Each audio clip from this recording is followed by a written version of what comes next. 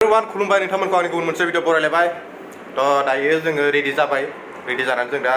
गुबुन मोनसे जायगायाव थांगोन आरो नोंथांमोना भिडिअखौ नायबाय थाबानो मिथिगोन अबाव थांगोन दा जोङो मैयानि हटेलावनो दंफैयो सनाक्षी हटेलाव ओमफ्राय दा बेनिफ्राय जों ओंखारगोन 8:30 ब्रेकफास्ट दङ ब्रेकफास्ट जायैनि सिगांनो जोङो माने करिमगन्जआव फाना बिराद फेमास नालाय बेखायनो जोङो बेरेफुंजानि फानखौनो जानानै फैबाय ओमफ्राय दा रुमाव जिरायथ'नानै दङ टिभि नायगासिनो दं नै दसे उनाव ब्रेकफास्ट जानानै ओंखारलांसै आरो जालांबाय दा दिनैनि भिडिअखौ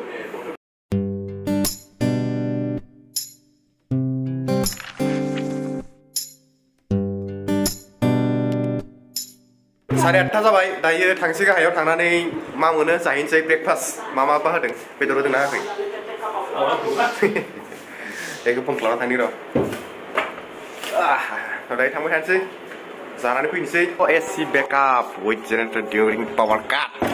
स्मार्ट दङ थांलाय माने मारना फै फन खालामना फैदो कल खायगोन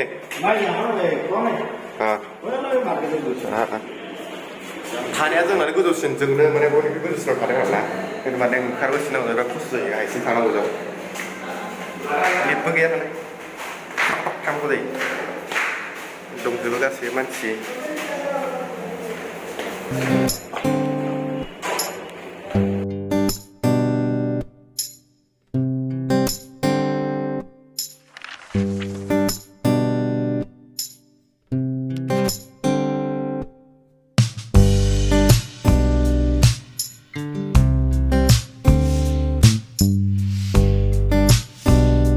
जाखांनानै फैबाय फुरि जानानै एसे गबर जाबाय खारनांसिगोन आं जाया सानखादोंमोन बे थाव बुस्थुखौ जाबाथाय एसे प्रब्लेम जायो आंना बे बेरेफुंजानि रुमाव थांनानै दसे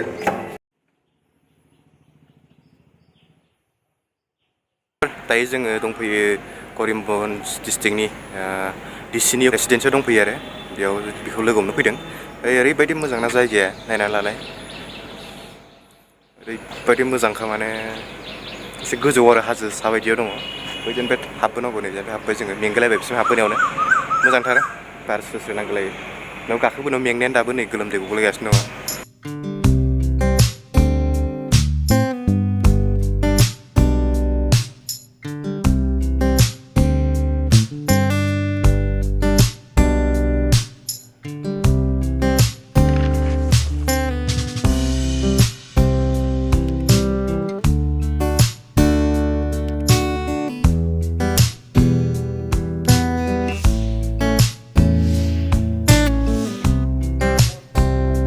दायो रायलायखांनानै ओंखारबोबाय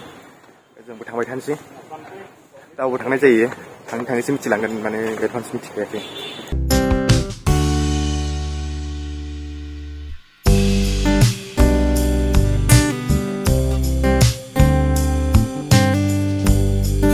लोगोफोर दायो जोङो थांगासिनो दङ रियां गामियाव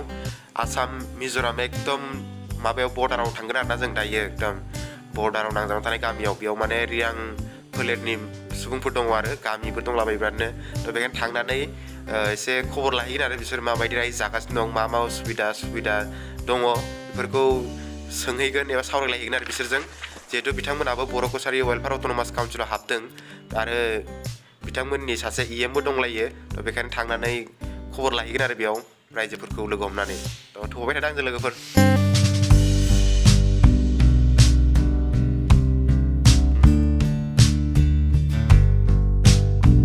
जोङो सौफैबाय ओमफ्राय बेयाव नै बिसोरनो न'आव दसे रेस्ट लादों ओमफ्राय अबेबा प्रग्राम दङनो बेयाव थांसै आरो जायखिया जों हाजोआव एसे गाखोनायफैबाय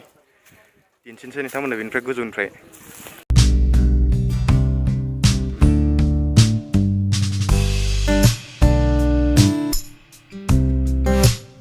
फैनाय लामाया बेनोमोन ओइ नै लामाया बेनो आरो ओमफ्राय नै हाजोआव माइया बोरै माइ ओंखारहांबायानो झूम खेती और ये मेरा साथी कल से ही है लेकिन इंट्रोड्यूस नहीं किया आपका नाम बता दीजिए मेरा नाम प्रसेनजीत रियांग है अभी हम लोग कहाँ पर है अभी मैं मिट्टी चौरा गाँव का ये तो बॉर्डर है ना हाँ बॉर्डर थोड़ा आगे है ना और मिजोरम और असम का बॉर्डर है वो जो डिस्ट्रिक्ट तो ये करीमगंज डिस्ट्रिक्ट हाँ और कल हम उन लोगों का जगह में जाएगा घूमेगा थोड़ा दिखाएगा आप लोगों को भी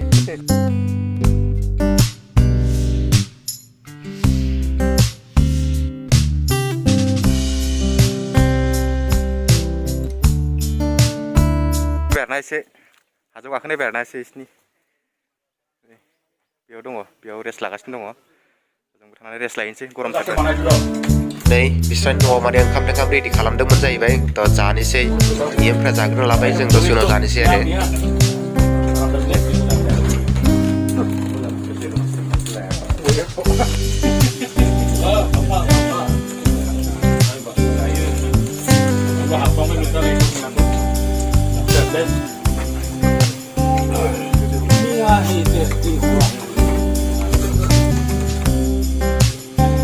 एबार नै जों जानो जिरायबाय दहाय जायगा थोआखैमोन आरो बेखायनो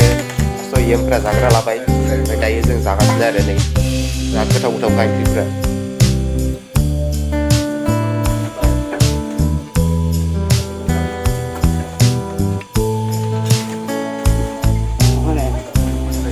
दा ओमफ्राय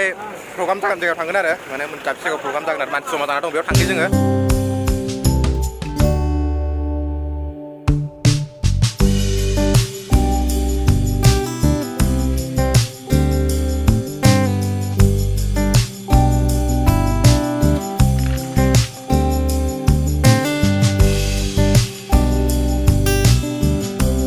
जोङो गारिखौ बेयाव दोननांबाय गारिया लांनो हाला अगलाव लामाया बिराद गाज्रि हाजो गोजासो नालाय गासिबो हादान बायदिसो खिन्थु गामिया बिराद गोबाव जाबायनो बोसोर जाबाय होमबाबो आरो गारिफोरखौ बेयावनो दोनबाय माने गारिखौ थिखोनो हायाखै फासिबाय गंनै गंथाम थांबाय माखासे थालांबाय गारिया जोङो मिटिं जागोन जायगायाव थांगासिनो दं फारसे थांगासिनो दङ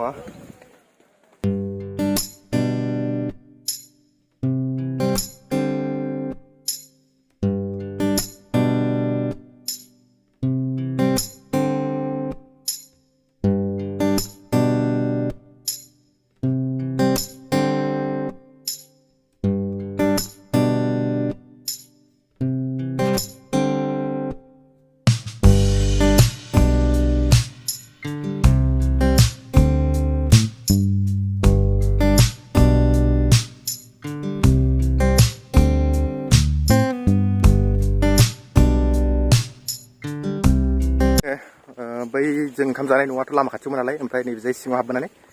गामि बायदि आरो बेयाव न'आ बेयाव खाथि खाथि दंजोबो न'फ्रा माने गासिबो खाथि खाथि दंजोबो आरो बेयाव बे गामि जाबाय आरो मेननो ओमफ्राय जों बेयाव फैनायनि जाहोना जाबाय मिज'राम आरो आसाम नैबे एकदम बर्डारथार आरोना बेवहाय जोंनि बर' फोलेरनि रियां मानसिफोर थायो आरो बिसोरखौ माने एसे खबर लाफैनाय बायदियाव फैदों आरो बिसोर जिहेतु बर्डाराव दङ जोंनिनो मानसि जाहैबाय नालाय ओइ नै नुदोंना बेवहाय जागोन आरो प्रग्रामा स्टेज बानायलायदों पेन्डेल बानायलायदों माथो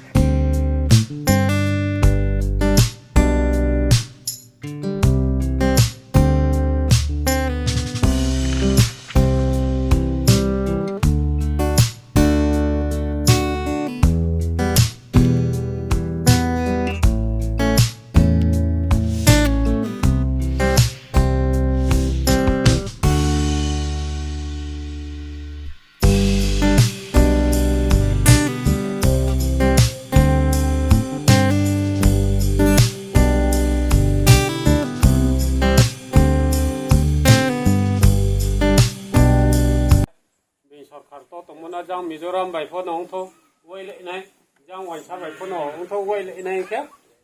Chin Sama Gawa, Saki, Nama broke in Mampa, Chin Book on the house night.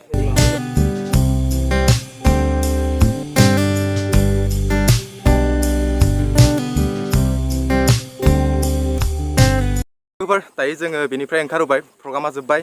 ओमफ्राय दा जों थांबाय थानोसै गारियाव अखा दसे हाबाय अखा हानायखाय माने थाथ'बाय जोङो बै न'आव खाथियाव ओमफ्राय दा जों खालामफिनगासिनो दङ थाबायनांसिगोनलाय बिराद गोजान गारिया फैनो हायाखिसै जिहेतु लामाया थिग नङा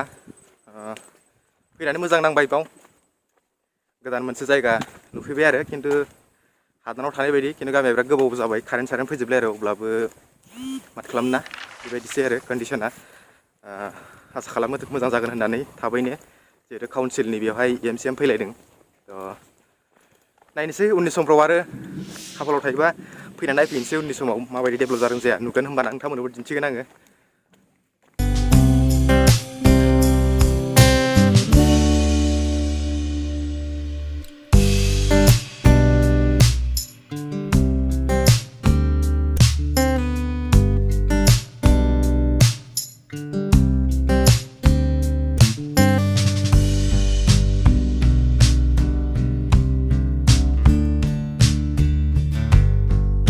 मोनाबिलियाव बै गाहायसिम गारि लाबोदोंमोन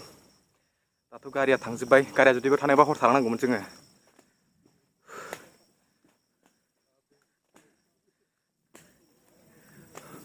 कैसा लगा अरे यार देख 2 किलो होने वाला है चप्पल मेरा तो जूता 2 किलो हो गया